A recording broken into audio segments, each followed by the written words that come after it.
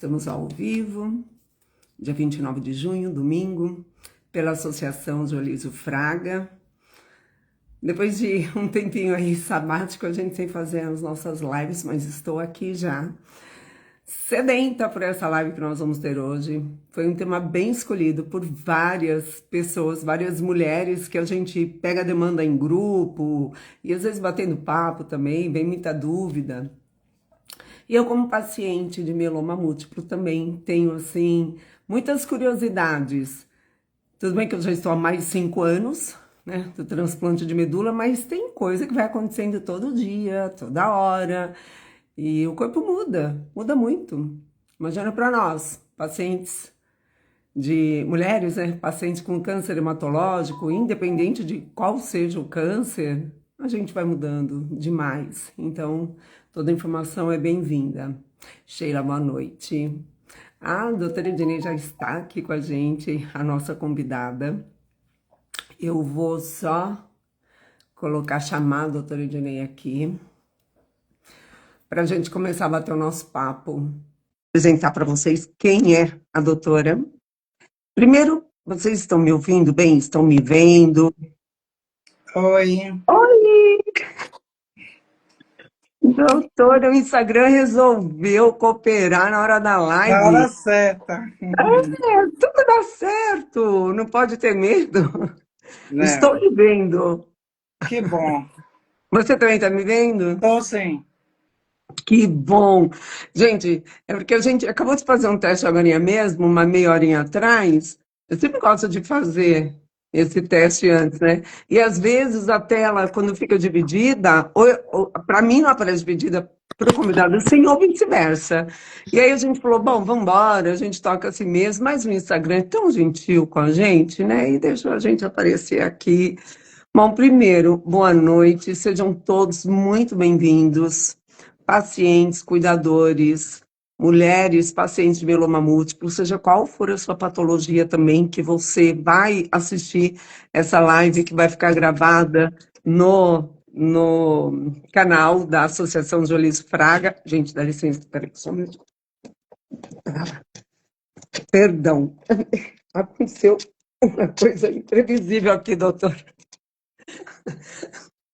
Quem sabe faz ao vivo, né? O Zeca puxou aqui meu pedestal. Mas vamos lá, a doutora sumiu, eu vou chamar de novo. Zeca. Pronto, eu chamei de novo. Norma, boa noite. Laura Duarte, Marcinha querida. Voltou, né, doutora? Foi. Oi. Eu salvei aqui seu currículo, doutora, mas eu vou te falar uma coisa, viu? Puxa vida. Eu vou deixar para o final da live, assim, aquela cerejinha do seu currículo. Eu não quero que você fale antes, tá? Eu quero falar Não, para as não. pessoas quem é e qual é o seu projeto agora para agosto, que eu fiquei assim deslumbrada. Mas, gente, nós temos hoje a doutora Ednei Matos. Ela é mestre em tecnologia e saúde pela Escola Baiana de Medicina, ginecologista, obstetra, prevenção do câncer ginecológico. Olha o peso dessa nossa live aqui hoje. Videolaparoscopia e videohisteroscopia. A doutora vai explicar o que são essas duas especialidades dela.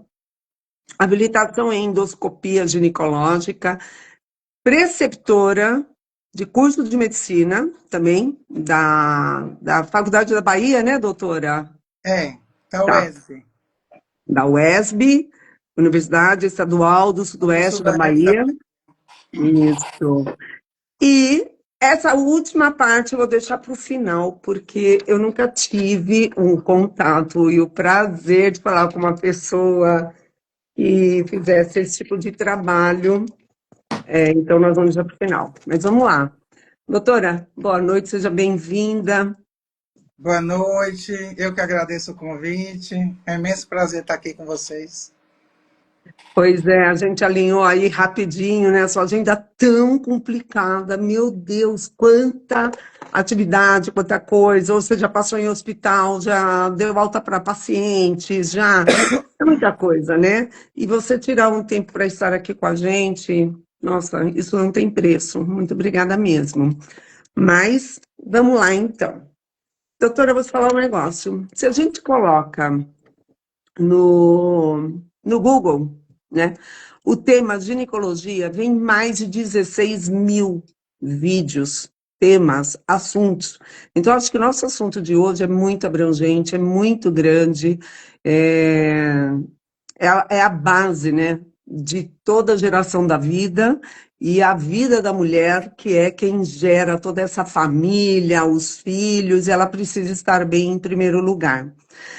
Então, eu vou deixar aqui o chat aberto, vocês podem fazer perguntas, seja qual for, não tenham vergonha, não tenham medo de perguntar, aproveita o tempo da doutora aqui, mas nós vamos conversar sobre alguns pontos específicos para as mulheres pacientes de mieloma múltiplo. Nós temos uma mudança muito grande no nosso corpo antes do transplante, durante o período da quimioterapia, pós-transplante, e não para, porque envolve muita coisa, né?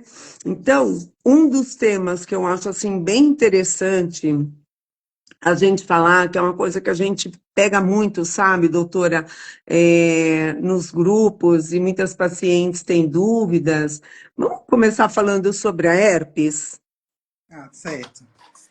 Ô Mali, uma coisa que eu falo que a gente tem que ter muito cuidado, como você falou, quando a gente entra no Google, tem não sei quantos milhões de Uhum. temas. A gente tem que saber filtrar, que assim como ajuda, o Google prejudica muito o tratamento. Então, às vezes, a gente tem dificuldade por má informações. Então, eu sempre Exato. aconselho, se você quer procurar alguma coisa no Google, vá no Google acadêmico, que é científico. Então, essa questão a gente tem que formar. E A gente bate bem isso também na associação, doutora, porque os pacientes chegam assustados quando veem que mieloma múltiplo tem vida curta, 3 anos a 5, é uma loucura. Então, por isso que eu até comecei falando nisso, porque é tanta informação, né? Por isso que a gente tem as lives aqui na associação. É para tirar dúvida aqui, com um profissional escolhido a dedo, parceiros nossos. Pronto, doutora. não, eu tenho cuidado, porque, inclusive, o mieloma é uma coisa nova, né, na medicina, não é tão antigo. Então, a gente tem poucos estudos, poucos trabalhos ainda sobre mieloma. Eu estava vendo você falar, quando falou assim, quando você fala que é só 1% das neoplasias, mas são 2.600 novos casos a cada ano. E naquela pessoa não é 1%, é 100%. Então, a gente não tem que trabalhar com número. E quando você fala do herpes, herpes é um problema, porque a patologia do herpes, ele está associado àqueles pacientes que a faixa etária é dos 60 a 65 anos e que muitos não foram vacinados pela varicela, que foi uma época bem conturbada, que não vacinavam, e outros que vacinavam. Então, esse vírus da varicela zoster, hoje que é o herpes. E é uma coisa que a gente tem que brigar, inclusive ver isso a nível de saúde pública, a vacina para herpes pelo SUS, porque é uma vacina muito cara. Então, o paciente em tratamento de mieloma múltiplo, ou até antes de começar, a imunidade dele está muito baixa, porque a imunidade está relacionada aos plasmócitos, que é quando você tem alteração. Então, são quadros muito mais intensos e agudos. Então, esses pacientes, eles sugerem que eles vacinem, que conversem com os médicos e vacinem o mais rápido possível. Desde que ele, se ele já tiver com a lesão, tem um período que a gente tem que esperar a fase aguda que não vacina. Mas a melhor prevenção é essa, porque a gente tem casos de lesões neurológicas graves pelo herpes. E quem já teve também o herpes, os zoster principalmente, ele sabe o sofrimento que é de você ter um herpes. Então, essas lesões, eles dão uma encefalite, uma lesão cerebral grave, tudo porque você não foi vacinado. E a gente está assim também porque desde a Covid, houve aquelas histórias da vacina, toma ou não toma vacina, igual. Então, são vacinas de muitos anos conhecidas. Então, você tem que pensar que o paciente do mieloma múltiplo é um paciente que ele está susceptível a essa encefalite viral herpética, que é grave. Então, e a gente pode evitar isso com a vacina. Evitar ou até reduzir essas lesões ou que elas sejam mais brandas. E quando uma paciente ela acaba tendo a manifestação da herpes, é óbvio, né? Ela tem que buscar ajuda com a sua médica, tanto hematologista quanto a sua ginecologista. A gente vai tentar focar sempre nessa parte, né, da ginecologia aqui. Qual o melhor tratamento até para paciente que ainda não tomou vacina? Porque muitas vezes, durante o processo de quimioterapia, ela ainda não tomou todas. Ela faz o transplante, zera a medula. Aí, depois do transplante, ela entra naquele calendário de todas as vacinas, depois de mais ou menos. Eu comecei com 6 meses, né, a vacinação pós-transplante. O que que dá para ela fazer e tratar, doutora? Ó, a, quando ela já tem a lesão, a gente tem várias medicações paliativas que você pode usar para poder reduzir o tempo de ação dessas manifestações. Principalmente, o que, é que a gente tem que ter, orienta com ela? Na fase de bolha, é uma fase de transmissão muito acentuada. Então, quando ela for tomar o banho, se for, porque tem um herpes simples e o herpes zoster. Uhum. A gente fica até mais preocupado em relação aos zoster. Mas aquela fase de bolinhas é que você pode disseminar para as outras regiões. Então, o que é que a gente fala de cuidado? Na hora do banho, não enxugue com a toalha naquele local. Pega um papel toalha, enxuga a região que tem lesões e jogue fora. Não use sua toalha de uso habitual que você passa no corpo todo.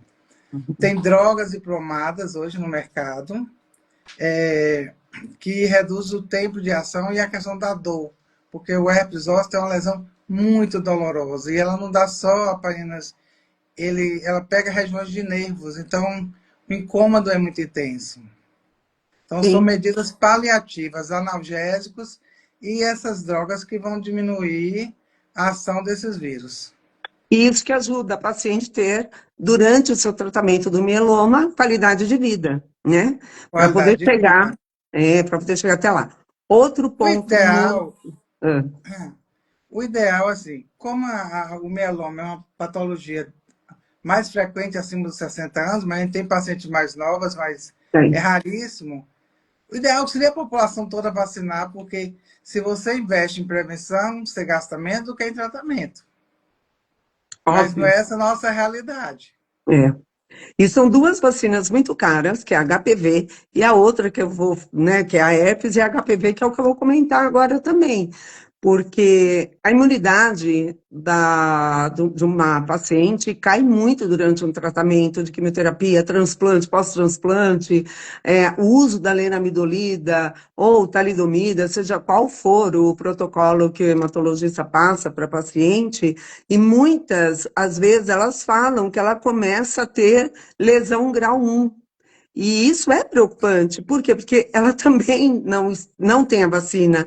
E eu lembro quando a gente conversou um pouco, você foi até bem expressiva comigo, né? Quando você falou, nem me fala de não ter a vacina pelo SUS, isso é um absurdo. É tão caro, doutora, tratar uma paciente, né? Depois que já tem um grau alto, né? Devido ao HPV, e a gente não tem a vacina. Mas o que que você aconselha a paciente? Se acontecer de manifestar, o que que ela deve fazer, como que ela trata, além, lógico, ela vai buscar informação, porque tem todo um contexto envolvido aí, né? Como que ela pode melhorar essa situação dela com a imunidade baixa, o HPV aparecer? Olha, a gente tem um problema já é grave que o mieloma múltiplo que já diminui a imunidade dessa paciente. Então, o sistema imunológico dela, por alteração dos plasmócitos, estão bem alterados. A Uhum. maioria da população já teve contato com HPV. Com algum tipo de HPV já teve. Então, assim, e essas, como eu lhe falei, o mieloma, por ser de uma idade mais avançada, essas pacientes não foram vacinadas para o HPV. Então, os pacientes que foram vacinados é aqueles que têm uma faixa hoje que está de 23 anos, que foi para o serviço público como rotina de vacina. Então, esses outros não têm. Então, alguns casos hoje, o governo já fornece essas vacinas para pacientes que têm alguma doença com comprometimento imunológico até os 45 anos. Então, ela é bem indicada, pode fazer, mesmo que ela tenha uma lesão grau 1. A gente tem que ter um cuidado maior na paciente de mieloma, porque como a imunidade dela está muito baixa, esse vírus pode ter uma progressão muito mais rápida. Então, você biopsia, pode retirar essas lesões do colo com CAF, que é, né, um bisturi de alta frequência, algumas pomadas, e acompanhar. Algumas, quando a paciente não tem nenhuma patologia que compromete o sistema imunológico dela, grau 1, às vezes a gente só observa. Mas pode só observar, mas nesse caso a gente já é mais agressivo, é retirar a lesão mesmo. Doutora, só para a gente repassar, a idade da vacina pelo sistema público é dos 14 aos 21 anos e depois Alguns até os locais 45? 19, está municipalizado. Alguns estão 19 anos, outros estão até 21 anos.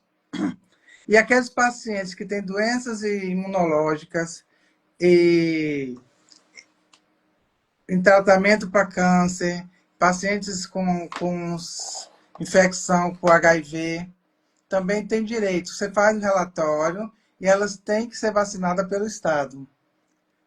A única Ótimo. vacina que não tem é a nonavalente, não tem ainda no sistema público. Mas tem as Uhum, outras que dão uma boa qualidade, uma boa segurança também. uhum. Ai, Mas que bom.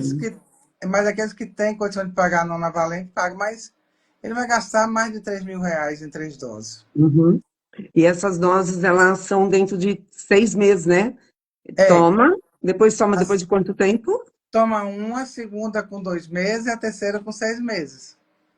Uhum. E é É. mil e pouco, a depender a variação de 800 a mil e pouco reais cada dose.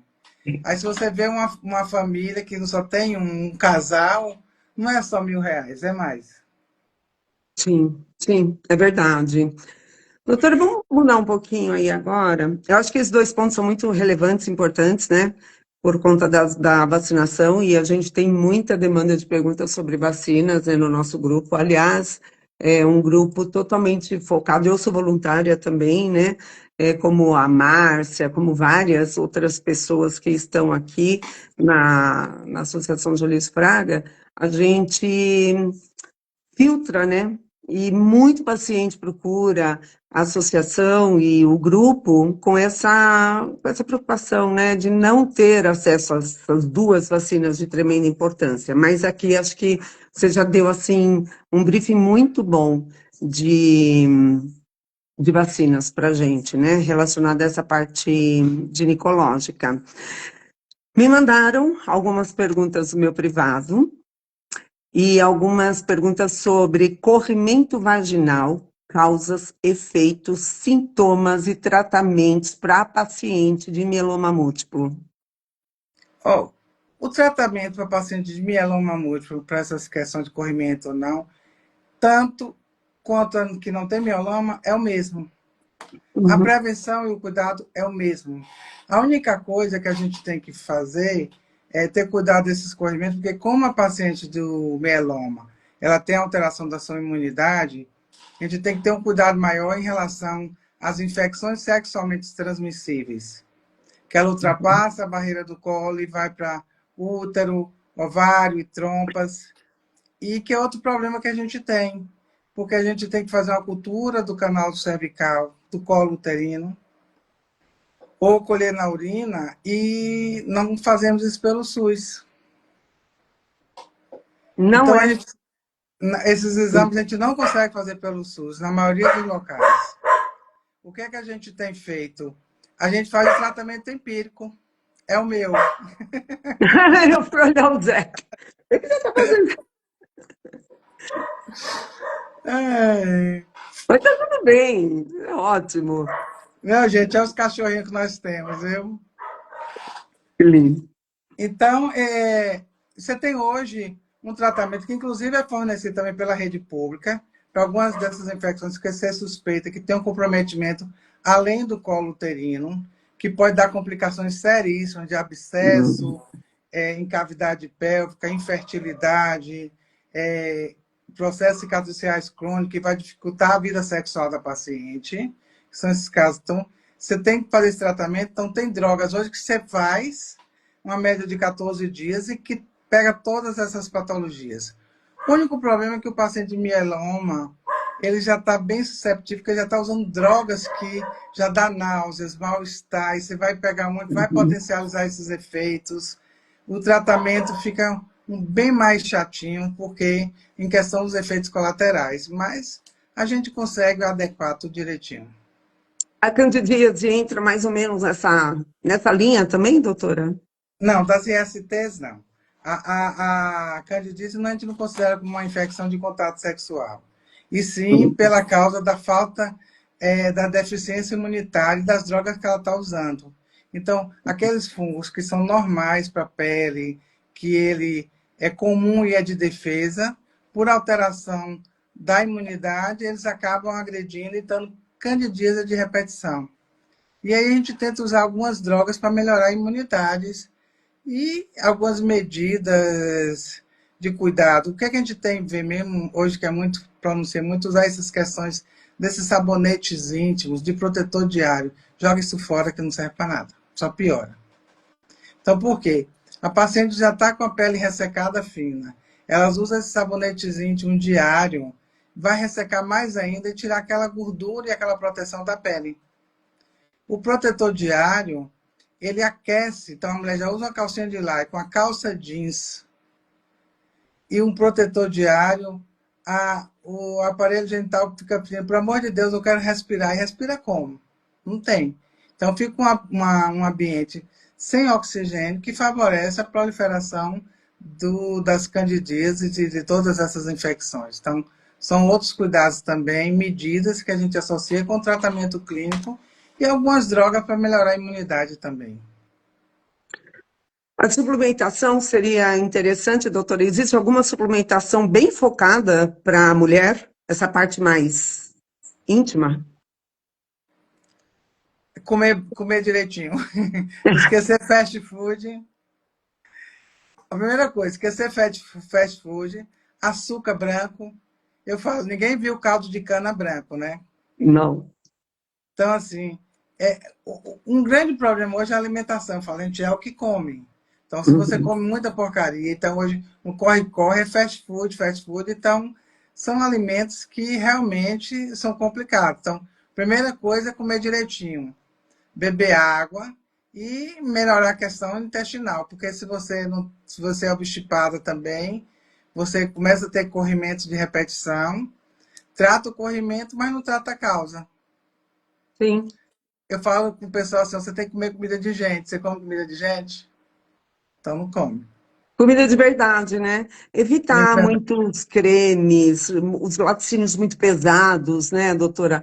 Muito bolo, muito doce, croissant.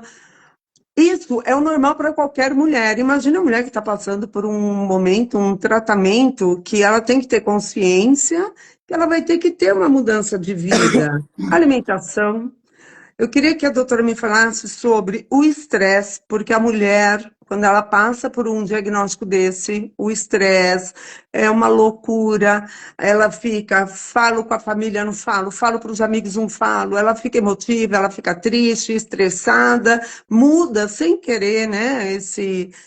Que é normal, normal para qualquer ser humano. Tudo isso vai colaborando para ir prejudicando várias regiões do corpo. Essa parte ginecológica, eu acho que é uma das principais, assim, que vai lá e foca, porque mulher, ela tem esse poder, né, de somatizar e trazer tudo para ela. É mama, é ovário, é útero, aí tudo desanda. A regrinha que, assim, que você estava... Eu te chamo de você, porque É você é até você, mais nova sim. que eu. É você, a gente já tinha combinado, né? Não, A a gente regrinha não é que a mais doutora nova, fala. não. A suplementação, alimentação, quanto mais natural, o que mais que a gente tem que fazer para passar por essa fase difícil? Quando você fala estresse, não é fácil receber um diagnóstico de câncer. Porque quando você recebe o diagnóstico de câncer, assim, vou morrer, ou tô morta. E Uhum. eu trabalho com pacientes que eu vejo que aquela paciente que tem uma cabeça bem, que trabalha bem, ela cura. Eu já vi pacientes que, pela literatura, não era para complicar, para estar bem e ter uma progressão muito ruim. Então, primeira coisa é a cabeça. Você não tem que pensar assim, eu vou morrer porque eu estou com câncer. Não. E o estresse também tem a questão, quando você fala de falar com os amigos, tem algumas pessoas, quando fala para alguém, aquela sensação de pena ou dó, tão novinha e está com câncer. Você já deve ter passado por isso. Já. Então, já. Então a gente tem que viver a vida normal. Não tem que fazer ficar com aquela questão do estresse. Então você tem que cuidar. A gente tem que ter uma atividade física, tem que ter uma boa alimentação, evitar o cigarro, evitar o fumo, que nas pacientes de mieloma não deve nem encostar em quem esteja fumando. Pelo amor de Uhum. Deus. E se for aquele vape, aquele cigarro eletrônico, pior ainda, gente. Não. Pior E a ainda. bebida alcoólica, doutora? O chopinho, a cervejinha uma vez por semana? Não, uma dosezinha por semana não tem problema nenhum. A gente fala, quando fala bebida, a bebida diária, o alcoolismo. Mas Sim. você beber um chopinho com os amigos no final de semana, um vinho, essas coisas, tudo com medida, não tem problema. Que bom, estamos liberadas.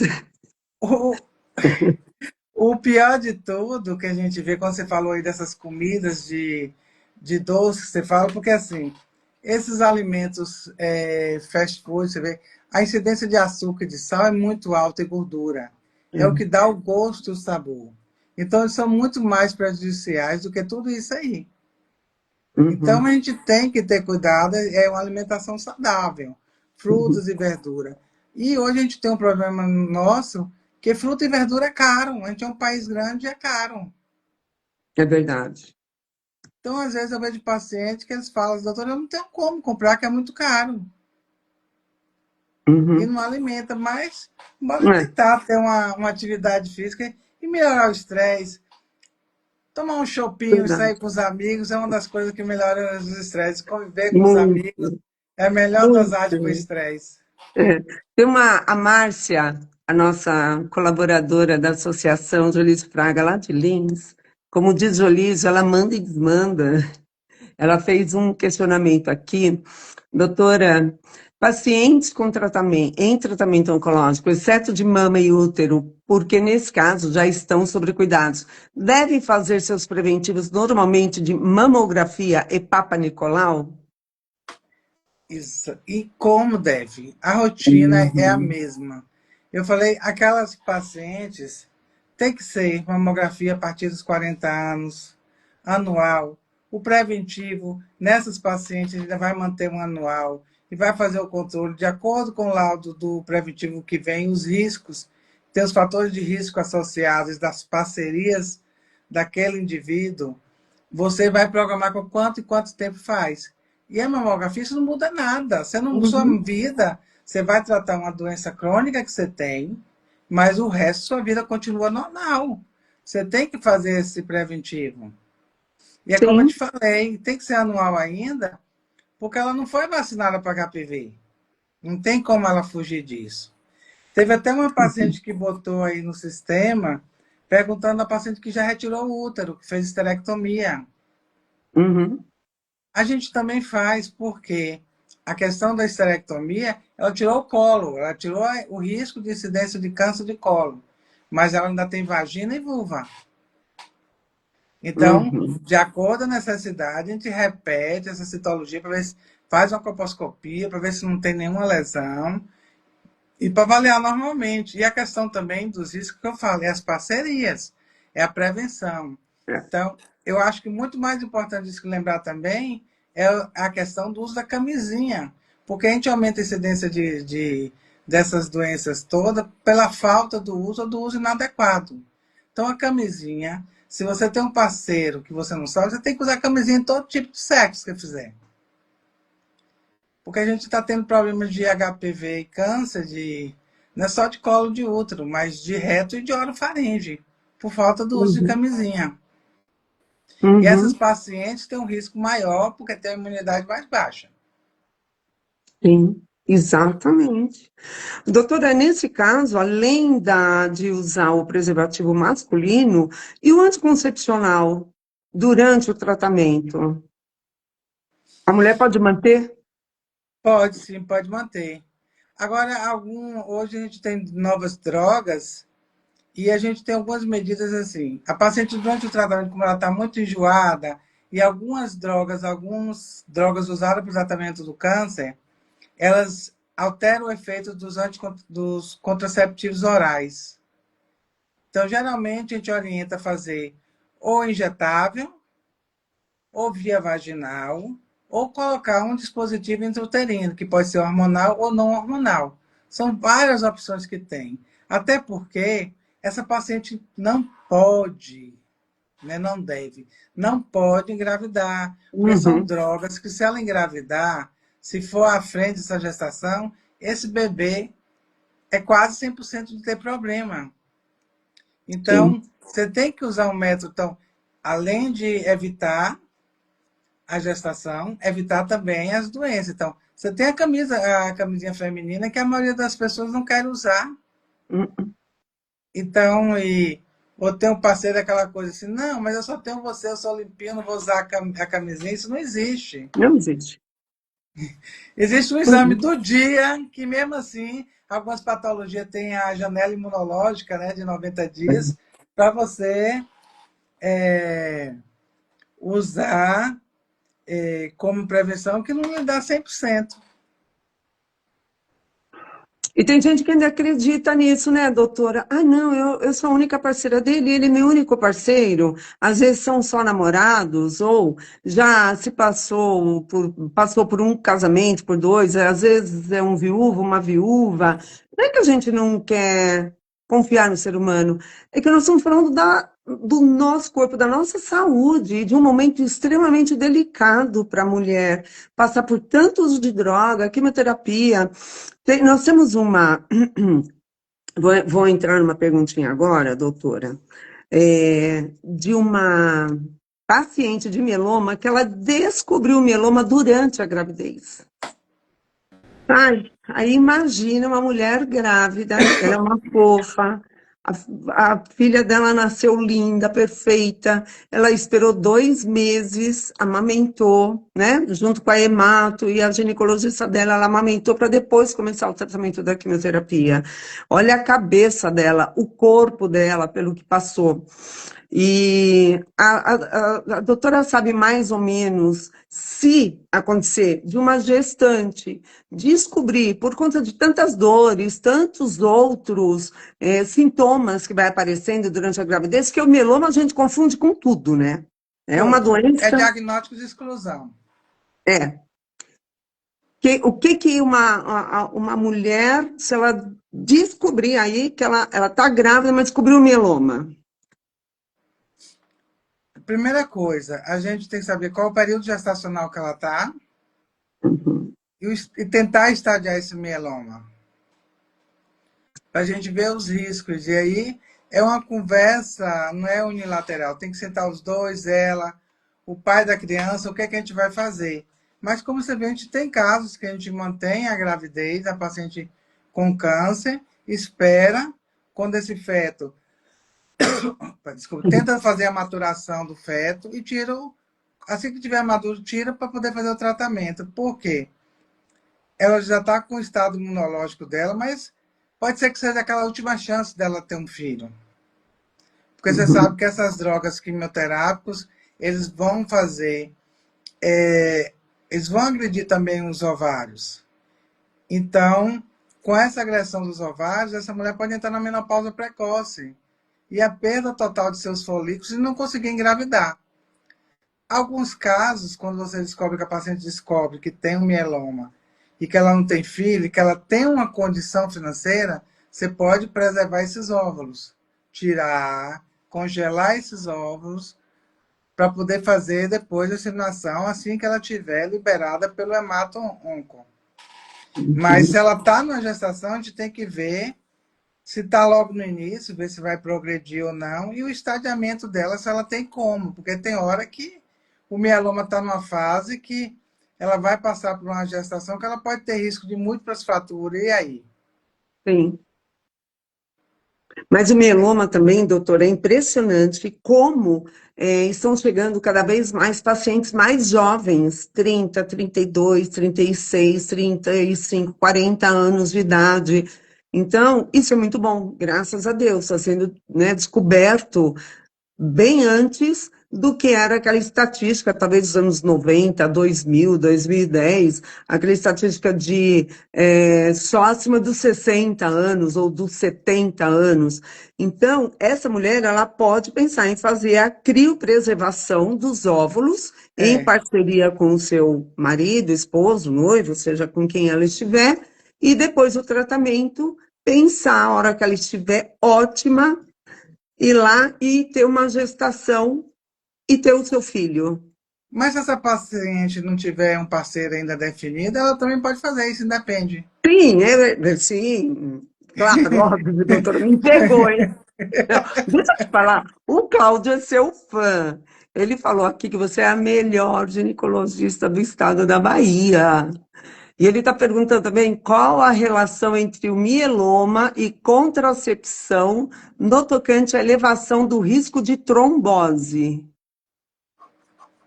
É, porque o mieloma já é uma doença, tem um risco elevado, né? Então você já tem alteração dos glóbulos brancos dessas células, na alteração da imunidade da produção, e em alguns casos você tem até alteração de coagulação. Então, contraceptivo oral a gente não indica. A gente tem algumas drogas só com progesterona que a gente pode indicar, mas acaba que o contraceptivo, a gente nessas pacientes com mieloma, a gente opta mesmo pela via, o dispositivo intrauterino. Hoje a gente tem dois no mercado hormonal, que o que dá uma maior incidência, você tem um melhor controle desse ciclo, e o que a gente usa são esses, com reposição hormonal. E até porque a gente tem que ver, quando a gente fala de contracepção e risco de trombose, a gente tem que ver o seguinte: a gravidez, o risco de você ter um evento tromboembólico grávida é muito maior do que você ter não grávida, certo? Então, a gente orienta esses pacientes a isso. Então, mas você tem outras medidas, você não vai usar oral. Então, bora usar um dispositivo intrauterino. Ou Uhum. usar a camisinha, desde que você usa corretamente, em todo o contato, do início ao fim, a camisinha corretamente. Mas corre o risco dessa camisinha furar. Então, você não pode vacilar com essa paciente. Então, geralmente, a gente bota o dispositivo intrauterino, que é o que lhe dá uma segurança realmente, o hormonal, porque mesmo que ele desloque da cavidade e não fique certinho, ele tem uma produção de hormônio, que é uma progesterona, que vai lhe dar essa segurança. Então, a gente faz muito isso aí. E a trombose, a própria doença, o próprio tratamento quimioterápico já é um fator de risco. Então, você não vai agregar mais um contraceptivo para Uhum. aumentar esse risco para essas pacientes. Sim, a Cleia, ela diz aqui, ó, eu estava grávida, descobri uma trombose com 2 meses e tomei Clexane até o final da gestação. É, a inoxaparina, né, que são, Clexane é o nome comercial. Uhum, A uhum. inoxaparina é uma droga que a gente usa muito nessas pacientes que têm trombose ou risco, que tem uma doença tromboembólica, já teve algum relato, alguma trombofilia, e os pacientes oncológicos que vinha. Eu já peguei paciente fazendo tratamento oncológico que engravidou. Então a gente usa com uma segurança muito grande até o final da gestação, sem risco para o bebê. Claro que isso aí vai ser uma gestação, a gente vai programar quando estiver no final da gestação, retirar essa medicação e programar o parto. Tem que ser tudo programado direitinho É um para poder fazer acompanhamento isso. bem próximo mesmo, é uma É, interação muito grande, né, doutora? isso aí entra no quadro de gravidez de alto risco. Uhum, Então a uhum. gente tem que fazer esse controle bem direitinho. E essas pacientes oncológicas, eu já tive alguns que eu acompanhei, E graças a Deus as gestações foram ótimas. E as crianças estão aí bem. Engraçado que esses dias eu fiquei emocionado que eu recebi o convite de uma criança que formou em medicina. E que ela me mandou, que ela estava se formando graças a mim, porque a mãe veio para mim porque o outro colega tinha indicado ela fazer o aborto. Uau! Aí eu falei com ela, você não tem fé em Deus? Não, bora ter fé em Deus. E hoje essa menina é uma colega da gente. Foi uma coisa que me emocionou muito. Nossa, eu A gente tem que fiquei. ter fé também, essas coisas, sabe? Tem que ter fé e tem que ter todo o cuidado, acompanhar direitinho Uhum, tem. e seguir. Nossa, doutora, olha, tenho certeza que todo mundo que está aqui se emocionou com essa sua história agora. E Não, eu, eu por me exemplo, fiquei emocionei tocada. bastante. Eu fiquei tocada. Eu sou muito sensível, isso me toca muito. Doutora, reposição hormonal para as mulheres que já estão fazendo reposição hormonal, descobrem o mieloma múltiplo, e as que nunca fizeram reposição, e meu caso, por exemplo, tenho 58 anos, eu entrei na menopausa muito cedo, entrei aos 44, então, durante meu tratamento de quimioterapia, transplante, pós-transplante, para mim foi totalmente descartado qualquer tipo de posição, porque isso já ficou lá atrás. Eu sou a senhora pós-menopausa, né? Vamos dizer assim. Mas durante o tratamento, no transplante e pós-transplante, a reposição hormonal, o grau de importância da mulher prestar atenção nisso, junto com a sua hemato, com a sua ginecologista. Hoje a gente tem a janela de oportunidade. Então tem o tempo certo para você começar isso, para você ter uma prevenção. Isso é uma conversa entre o hemato e o gineco e a paciente. Você Uhum, tem as opções, qual o seu estadiamento, qual o tratamento que você está fazendo. Naquela fase aguda, a gente não se atreve a fazer nada. Até porque essa paciente já tem um risco elevado de trombose. Pela uhum. própria doença, pelas alterações que tem. Então, a gente ainda tem muito pouco estudo em relação à reposição hormonal e mieloma múltiplo. Mas a gente tem algumas medidas paliativas que pode melhorar isso aí. Que pode melhorar principalmente o ressecamento vaginal inicial. Tem drogas que você pode usar hoje no mercado. Aí eu falo, tem um cuidado grande, porque tem pacientes que falam assim, eu vou usar esses fitoterápicos. Se tem contraindicação para hormônio, tem contraindicação para fitoterápico. Uhum. Então, o que é a primeira vez? A idade da paciente, qual é a necessidade dela, em que fase do tratamento ela está, e uma conversa com o hematologista. Eu tenho aqui mesmo, em Vitória da Conquista, eu tenho uns hematologistas que a gente, o que a gente vai fazer aqui? Bora medicação. Igual a gente falou também, a gente às vezes, o dispositivo intrauterino hormonal, a gente usa também para ajudar nessa reposição hormonal, que a gente pode usar na paciente mieloma, que é uma absorção local também. Então, você tem todo um histórico para ver em que momento certo para você entrar aquilo ali, mas a gente tem muito como ajudar.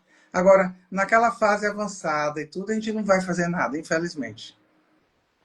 Doutora, e a endometriose que atinge tantas mulheres, as pacientes de mieloma que já têm esse problema, como tratar este outro problema também? A endometriose hoje, a gente faz, a grande maioria dos casos, o tratamento é clínico. Hum, O problema nosso é que a gente, quando descobre a endometriose, já está na fase avançada. Ainda tem aquele histórico, principalmente na região do Norte e Nordeste, que a mulher, quando casar, que a dor da menstruação alcoólica passa. Ainda tem esse histórico ainda, tá entendendo? E alguns colegas que não pensam em endometriose. Então, tudo que está normal no ciclo menstrual, que você tem dor, que foge do normal, é patológico. Então, essas pacientes, o que, é que a gente tem que fazer é suprimir a menstruação dela. E tem uhum, uma droga que a gente tem, usa abaixo de progesterona, que a gente também pode usar com essa paciente de mieloma. Mas, a depender do estágio de tratamento que ela está fazendo, como eu te falei, algumas drogas podem diminuir o efeito dessa medicação por via oral. E o que a gente tem feito hoje é justamente usar o dispositivo intrauterino. Eu lendo Que aqui aí a... você vai. O que é que você tem que fazer? É o quê? É suspender o ciclo menstrual para Uhum, aqueles focos de endometriose que não está só no útero, que está em outras regiões, eles ficam inibidos. Então, você tirar o útero não resolve, porque aquela paciente tem aqueles ovários que elas estão produzindo hormônios que vão ativar aquelas células que estão em outros focos. Eu já tive paciente com endometriose de pulmão, então, você uhum, pode ter em qualquer órgão do corpo, você pode ter endometriose. uhum, Então, o uhum, tratamento mesmo é supressão do ovário.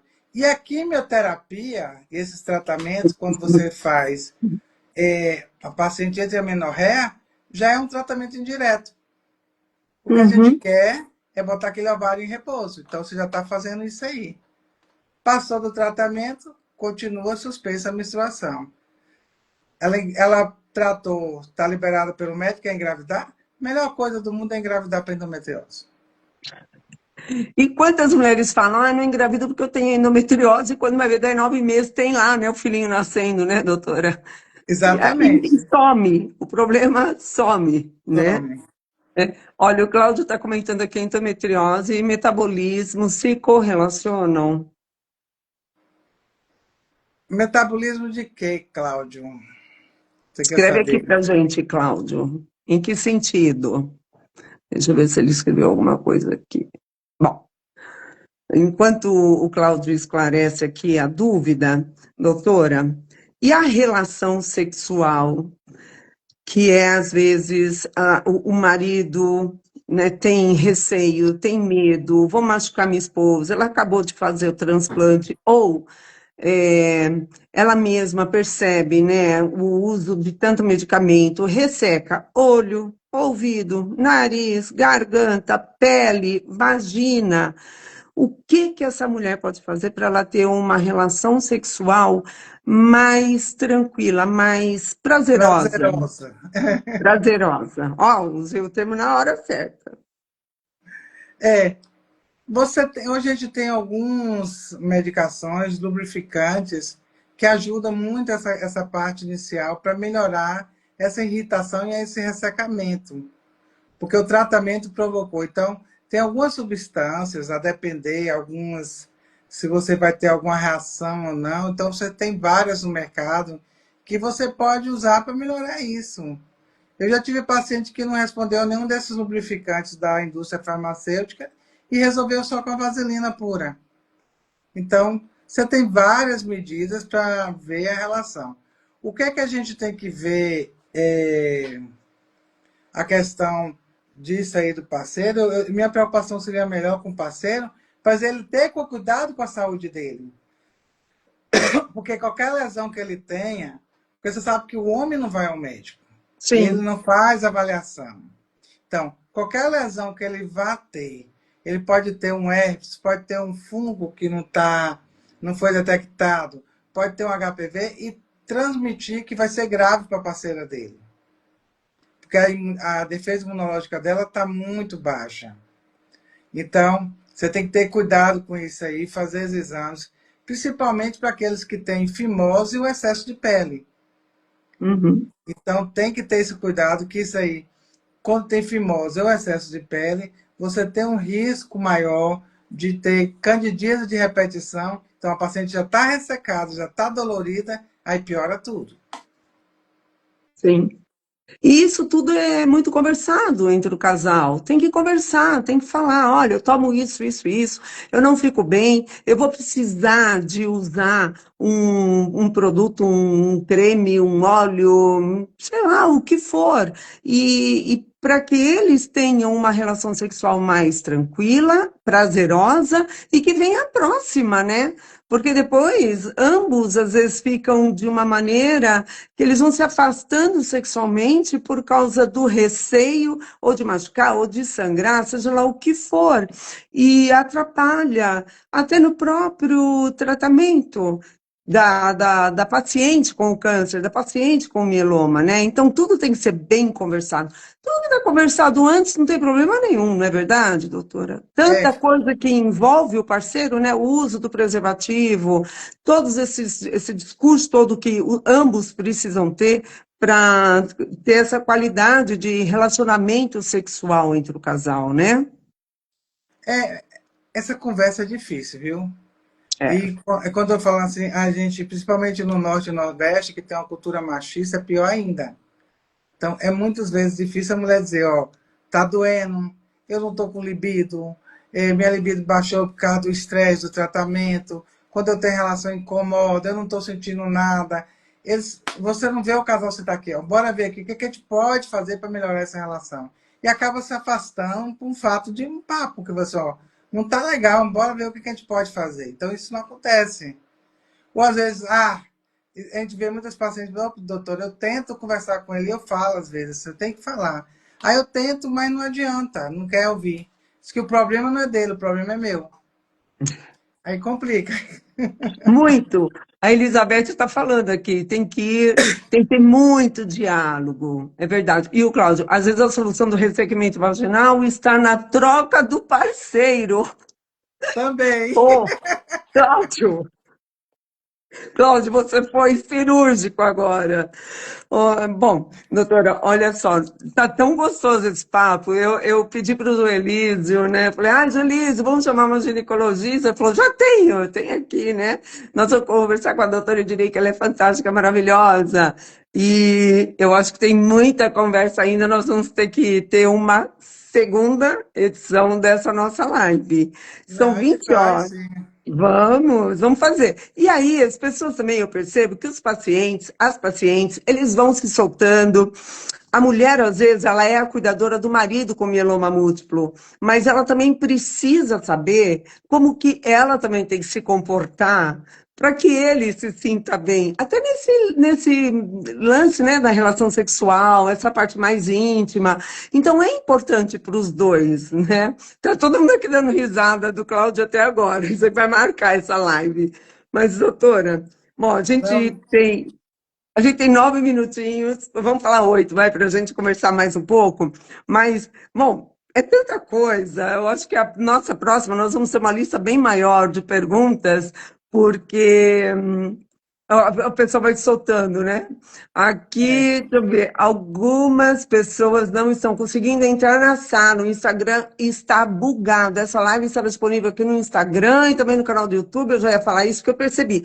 Nós nunca tivemos uma live que a gente não tenha 500, 700, 1.000 e poucas pessoas ao vivo com a gente. Então, quando eu vi que estava aqui pequenininho, eu falei, tá bugado, mas tá tudo bem, porque depois nós vamos bombar muito, vai ficar salva no Instagram da Associação Jolis Fraga, no canal do YouTube do Jolis Fraga, no canal, no Instagram da doutora Ednei, no meu, porque nós vamos fazer uma collab, quanto mais divulgar, melhor. Para você que é paciente de mieloma múltiplo, que está vendo aqui agora essa live, você não está sozinho, a associação acolhe muitos pacientes, a gente abre muita conversa sobre todos os temas que você imaginar. O Joelísio faz podcast toda semana, às vezes mais que um podcast, aí em Vitória da Conquista. É tanta coisa que a gente faz, e a Associação Joelísio Fraga é uma associação, uma das mais novas, focadas no paciente de mieloma múltiplo, e tem uma coisa que pega muito para mim. Ele é um paciente, ele sabe o que o é, paciente vive, ele sabe o que o paciente passa. Então, não tem uma pessoa melhor para entender do que de paciente para paciente. Eu nem falei muito de mim, porque não importa falar de mim, mas eu já passei tanto perrengue também, do transplante até agora. Eu até, essa semana, uma paciente conversando comigo, falou, Marli, mas o que que você trata, cuida?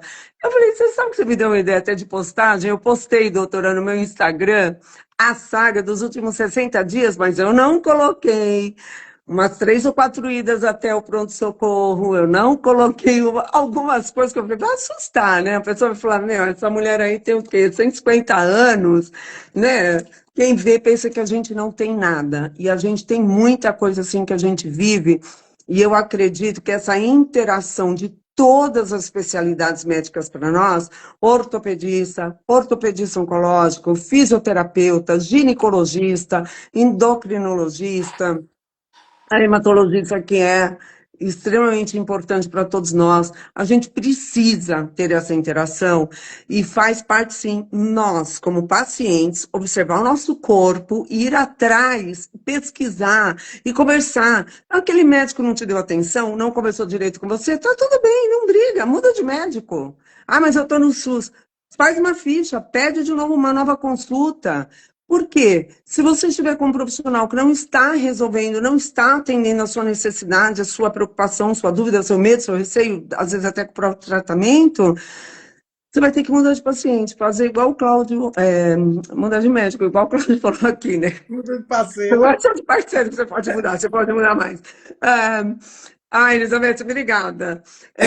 Eu deixei a cerejinha aqui, gente, porque a doutora Ednei, vocês pensam que ela está aqui só como ginecologista? Olha só, ela é coordenadora da OPO, Sudoeste. OPO é a Organização à Procura de Órgãos.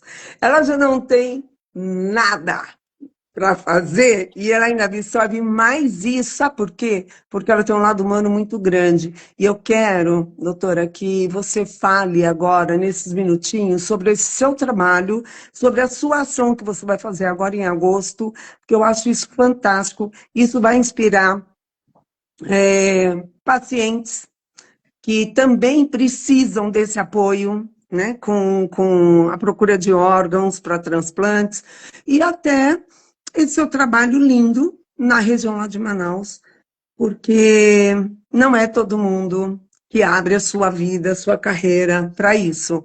Nós temos médicos maravilhosos fazendo parte da nossa equipe médica, que são nossos parceiros. Eu falo nossos, associações de Ulisses Praga, mas eu estou no meio disso daí também.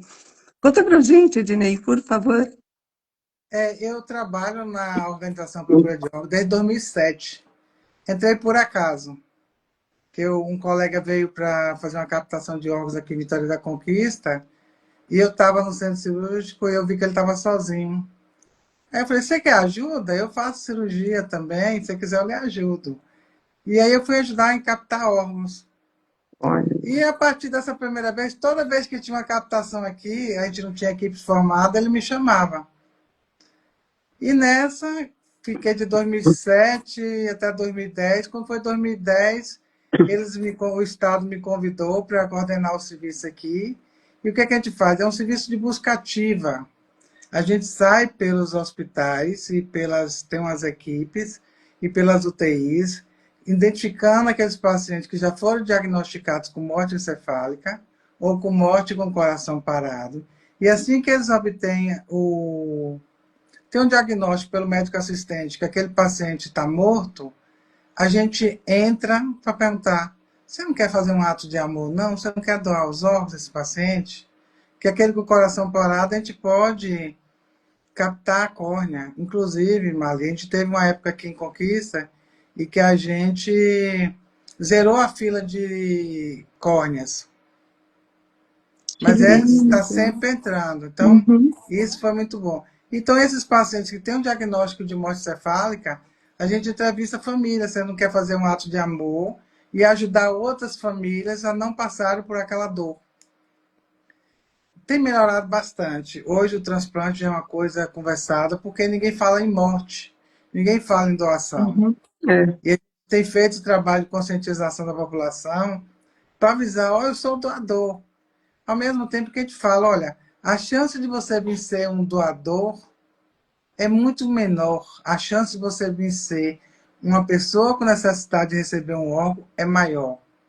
É Então, a verdade. gente fala isso. Olha, então a gente vem implantando, a gente já melhorou bastante. Então, a gente tem uma equipe muito boa hoje e a gente já vai começar a fazer transplante de fígado aqui na cidade, que a gente só tinha de córnea e de rim, e agora vai começar fígado. Então, isso já melhora bastante também, porque a Bahia é um estado muito longo, grande, e dificultava algumas coisas em questão de logística, mas graças a Deus está tudo indo bem.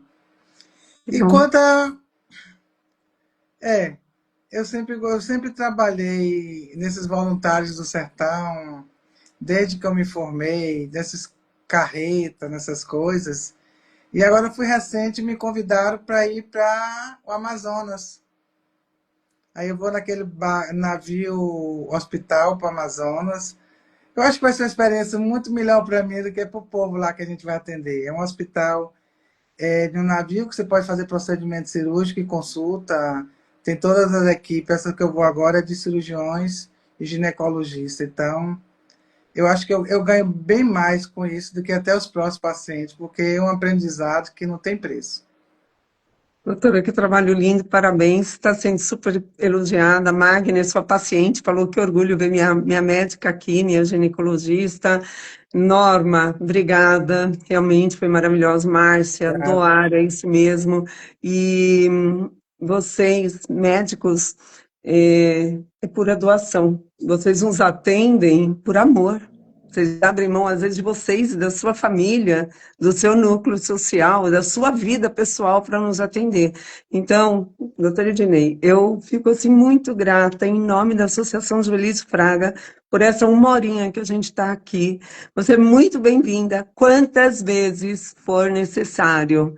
A gente vai te pedir, viu? Nós vamos falar, ó, estamos precisando de novo, porque chega muito paciente novo até nós, e além da gente indicar a live que está gravada, a gente precisa trazer outros assuntos, outros temas que não foram tocados. E às vezes em uma horinha só não dá. Então, Eu eu estou à agradeço disposição. demais. Eu Muito fico obrigada. Seu trabalho é lindo. Que seu trabalho lá, né, no itinerário com o barco lá em Amazonas seja um grande sucesso e que depois você vai voltar e contar tudo para a gente como é que foi. Viu? Muito obrigada. obrigado também. Foi uma honra estar aqui com vocês. E Boa vamos noite. divulgar muito, viu? A gente que agradece, Ednei. Muito obrigada a cada paciente que está assistindo aqui. E na outra semana nós vamos ter a live com o Dr. Anderson Silva, hematologista. Vai ser fantástica, porque ele vem com muita novidade de tratamento para o mieloma. Tudo coisa novinha, fresquinha. Pessoal, muito obrigada. Boa noite. Doutora, que Deus abençoe a sua vida, o seu trabalho. A Grandemente. nossa, né? A Amém. nossa, amém. Boa Obrigada. noite. Obrigado também.